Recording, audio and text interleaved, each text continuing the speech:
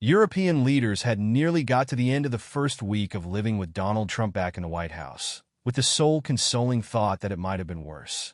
But then the re-elected and reinvigorated president started talking about Greenland again.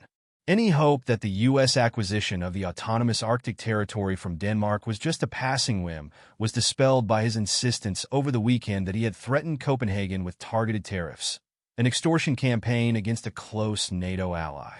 He has said he is ready to use economic and military coercion to take it. Before that, European capitals could point to a few glints of consolation from Trump's barnstorming first few days. While he railed against the U.S. trade deficit, Trump did not immediately announce tariffs on European goods, and his first move on Ukraine was to put pressure on Vladimir Putin. His demand that European NATO allies spend 5% of GDP on defense was so unrealistic it was not taken seriously. And for now, the president has muted earlier threats to walk out of the alliance. In response to these mixed early salvos, Europe has trod cautiously.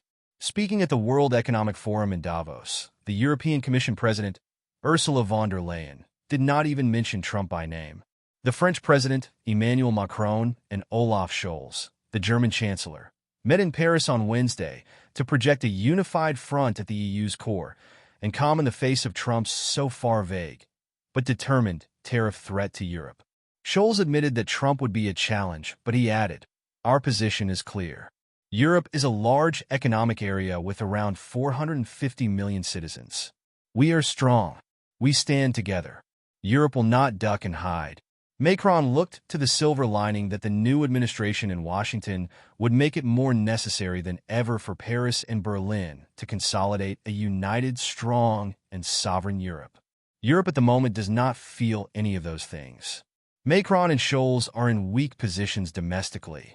The German Chancellor is likely to be in his last few weeks in office as the country approaches elections on February 23rd.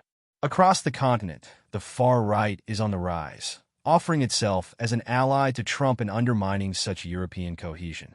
The most established among the hard-right leaders, the Hungarian Prime Minister, Viktor Orbán, hailed the Trump inauguration as a tipping point in the struggle for Europe's soul.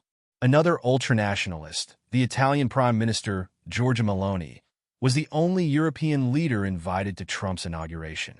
He has hailed her as a fantastic woman, and she has presented herself as a transatlantic bridge to the new administration and Europe, consolidating the dialogue between the United States and Europe. Some of Meloni's fellow European leaders hope that she can leverage Trump's fondness for her and her politics to soften his approach to the whole continent.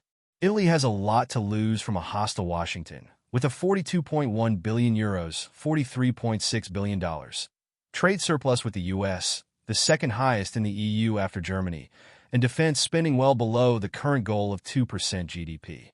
What influence Meloni might have on Trump is very much in question, however. She was not given a hope for a private meeting with the new president when she was in Washington. Trump's return to Washington has also underlined the UK's vulnerability outside the EU, with London's threat of retaliatory sanctions far less of a deterrent than Europe combined. The UK Prime Minister, Keir Starmer, played down the fact that he was not invited to the inauguration alongside Trump favorites Meloni and the Argentinian president, Javier Milei. A conservative predecessor, the former Prime Minister Boris Johnson, was the only British politician inside the Capitol Rotunda for the ceremony. The Reform UK leader, Nigel Farage, attended inauguration parties where Republicans hailed him as Britain's future Prime Minister. While the phrase special relationship is unlikely to have much usage in the coming months, Downing Street insisted Starmer congratulated Trump on his inauguration and noted that the two leaders had spoken several times before it. Further complicating an already fraught situation, it is hard for Western European capitals to know whether they are dealing with just Trump or a Trump-Musk administration. Britain and the EU have legislation regulating social media platforms that could seriously affect Elon Musk and X.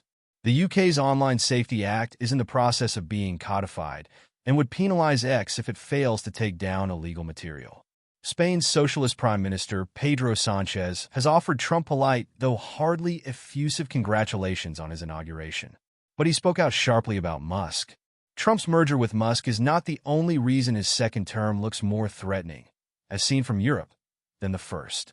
It is also the fact his leadership is no longer viewed as an aberration, and at a time when Europe's cohesion is waning.